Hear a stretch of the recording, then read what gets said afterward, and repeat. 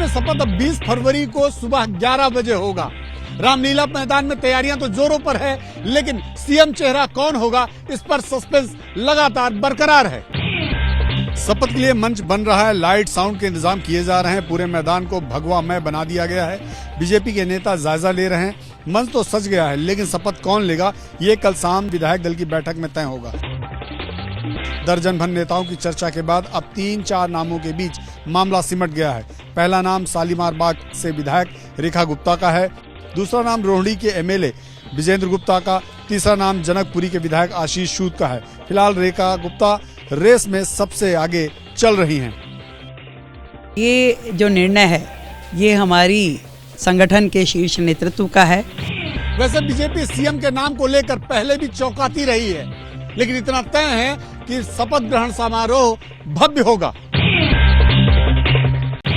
बिहार में चुनावी पारा अगर बढ़ रहा है तो वहीं दूसरी ओर नीतीश कुमार के दिल्ली दौरे ने सियासत को गरमा दिया है।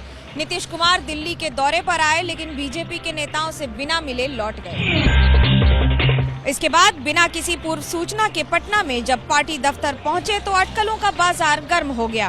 आरजेडी को हमले का मौका मिल गया। अब ये देखिए, ये कुर्सी की लड़ाई है। अब आदरणीय नीतीश कुमार जी को ये पता है कि बीजेपी चाहती है कि मुख्यमंत्री का कुर्सी वो छोड़े। अब खबर है कि नीतीश कुमार परसों होने वाले दिल्ली सरकार के शपथ ग्रहण में शामिल नहीं होंगे और न ही उस दिन होने वाली एनडीए की मीटिंग का हिस्सा बनेंगे। गठबंधन हमारा एक सुविचारित सुसंगठनिक दृष्टि से चुनाव की तैयारियों में जुटा हुआ है। 225 का हमारा लक्ष्य है। इसके पहले नीतीश कुमार दिसंबर में एक निजी दौरे पर दिल्ली आए थे और उस दौरान भी बिना किसी बीजेपी के बड़े नेता से मिले वापस लौट गए थे। विधानसभा में उर्दू और अंग्रेजी की बहस में समाजवादी पार्टी पर जमकर बरसे मुख्यमंत्री योगी। कहा, कटमुल्लापन की ओर देश को ले जाना चाहते हैं। अपने बच्चों को ये लोग पढ़ाएंगे इंग्लिश स्कूलों में, और दूसरे के बच्चे के लिए अगर वो सुविधा सरकार देना चाहते हो, कहते नहीं उर्दू पढ़ाओ इसको, यानी उसको मौलवी बनाना चाहते हैं, कटमुल्लापन की ओर देश को ले जाना चाहते हैं। विधायकों के लिए आधिकारिक बोली की नई सूची को लेकर विपक्ष ने सवाल उठाए। अगर इतनी भाषाएं पढ़ा रहे हो तो उर्दू भी बोलने वाले लोग हैं, उर्दू में भी बोलने की अनुमति दो। आप संस्कृत में पढ़ने वाले हैं, संस्कृत भी बोलने की अनुमति दो। अंग्रेजी के विरोध के साथ उर्दू की वकालत कर रहे विपक्ष को मुख्यमंत्री योगी ने खूब खरी खोटी सुनाया। महाकुंभ के 144 साल बाद होने के सरकार के दावे पर समाजवादी पार्टी ने बोला हमला। कहा, 144 साल बाद महाकुंभ होने का हमारे ग्रंथों में कोई जिक्र नहीं, पीआर के लिए किया गया सब कुछ। यूपी में बजट सत्र के पहले ही दिन महाकुंभ को लेकर जबरदस्त हंगामा हुआ। महाकुंभ में मौत के आंकड़ों और व्यवस्था के नाम पर हंगामा करते हुए समाजवादी पार्टी ने महाकुंभ के 144 साल बाद संयोग बनने के दावों पर भी सवाल उठा दिया। अपनी पीआर बढ़ाने के लिए सरकारी धन का दुरुपयोग किया है, ऐसी सरकार को इस्तीफा दे देना चाहिए। 144 साल का जो जिक्र हुआ है ग्रंथों में कहीं नहीं। ये पहली बार हो रहा है क्या? जितने भी कुंभ होते हैं वो सब 144 वर्ष के बाद होते हैं। सरकार ने भी पलटवार करते हुए कहा कि विपक्ष की मंशा महाकुंभ में अनहोनी फैलाने की है। हालांकि प्रयागराज जिले और महाकुंभ 2025 की आधिकारिक वेबसाइट में भी 144 वर्षों का कोई जिक्र नहीं है। आम आदमी पार्टी के नेता सत्येंद्र जैन की फिर बड़ी मुश्किलें। राष्ट्रपति ने मनी लॉन्ड्रिंग केस चलाने की दी अनुमति। दरअसल केंद्रीय गृह मंत्रालय ने सत्येंद्र जैन के खिलाफ बीएनएस की धारा 218 के तहत कोर्ट में मुकदमा चलाने की अनुमति मांगी थी, जिसे राष्ट्रपति सचिवालय ने मंजूरी दे दी है। गृह मंत्रालय का कहना है कि ईडी की जांच में सत्येंद्र जैन के खिलाफ पर्याप्त सबूत है, इसलिए कोर्ट केस चलाने जाने की मांग की गई है। ईडी ने साल 2022 में मनी लॉन्ड्रिंग से जुड़े मामले में सत्येंद्र जैन को गिरफ्तार किया था। हालांकि 2 साल बाद अक्टूबर में उन्हें जमानत मिल गई थी। तेलंगाना में रमजान के दौरान मुस्लिम कर्मचारियों की जल्दी छुट्टी पर मचा सियासी घमासान। बीजेपी ने कांग्रेस सरकार को घेरा। तेलंगाना के मुख्य सचिव की तरफ से जारी आदेश के मुताबिक शिक्षक, संविदा आउटसोर्सिंग और सरकारी कर्मचारी रमजान के दौरान शाम 4 बजे दफ्तर से जा सकेंगे। यह सुविधा 2 मार्च से लेकर 31 मार्च तक लागू रहेगी। हालांकि आपातकालीन सेवा में रुकना पड़ेगा। वहीं बीजेपी सरकार के इस फैसले पर आग बबूला हो गई है। जहां जहां पर कांग्रेस की सरकार बनती है वहां पर इसी प्रकार के सर्कुलर मुसलमानों के लिए निकलते हैं। वहीं इस बीच तेलंगाना अल्पसंख्यक कल्याण विभाग मक्का मस्जिद और शाही मस्जिद में खास इंतजाम करने में जुटा है। महाकुंभ में मौनी अमावस्या पर मची भगदड़ को लेकर पश्चिम बंगाल की मुख्यमंत्री ममता बनर्जी ने विवादित बयान दिया है। विधानसभा में सीएम ममता बनर्जी ने इसे मृत्यु कुंभ बता दिया।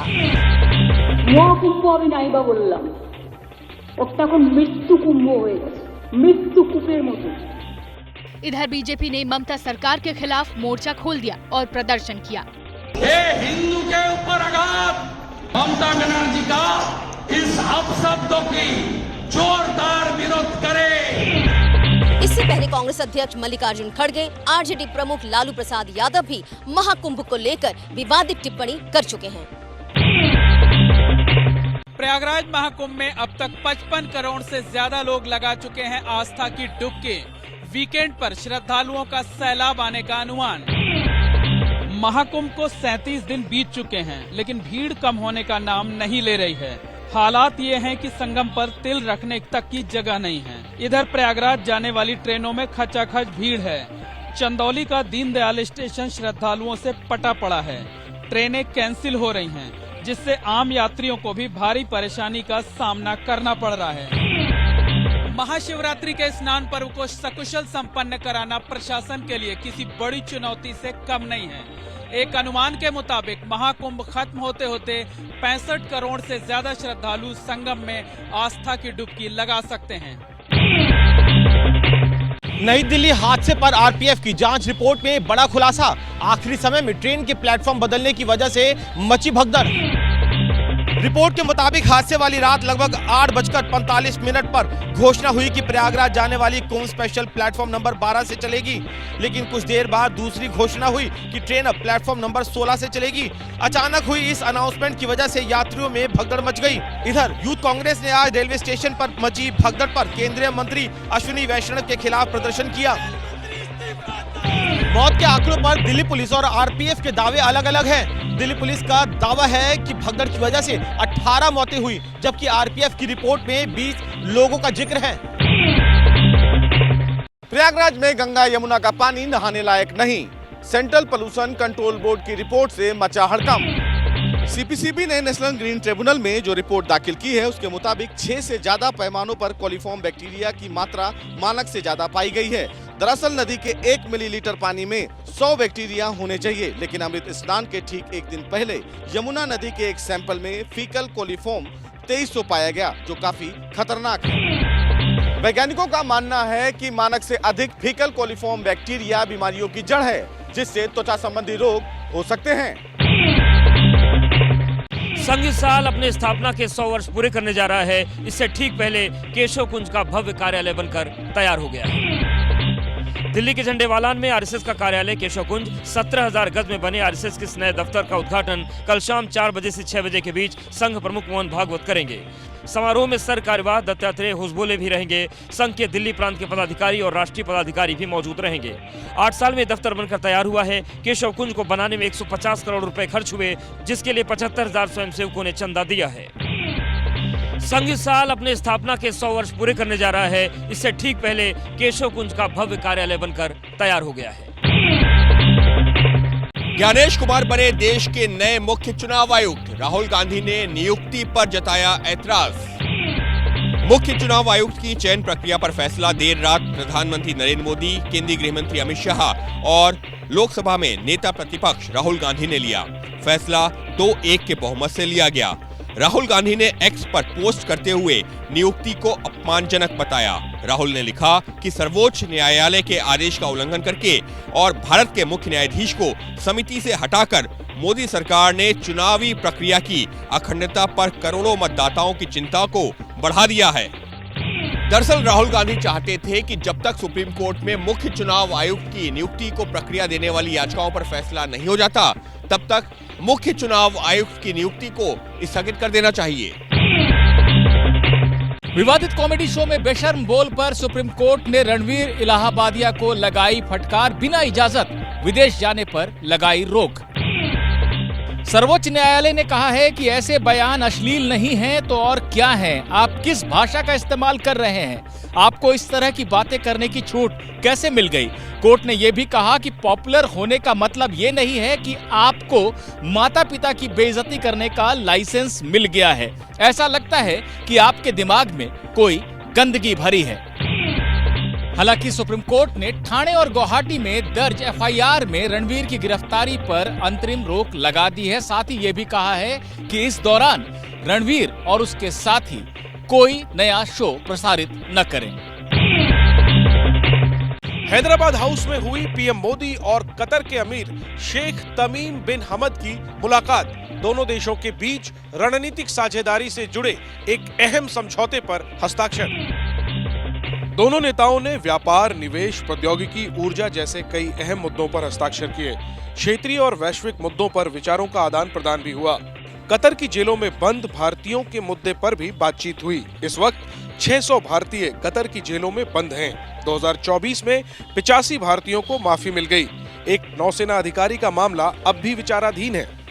कतर के अमीर की 2 दिवसीय यह यात्रा पीएम मोदी के निमंत्रण पर हो रही है। उनकी यह भारत की दूसरी राजकीय यात्रा है। दुनिया बदल रही है और ये ला रही है भारत के लिए इन्फिनिट अवसर, जिसे हम कहते हैं मिनट इन्फिनिट। आइए आइडियाज ऑफ इंडिया के मंच पर समझे इसी मिनट इन्फिनिट को 21 और 22 फरवरी abplive.com पर।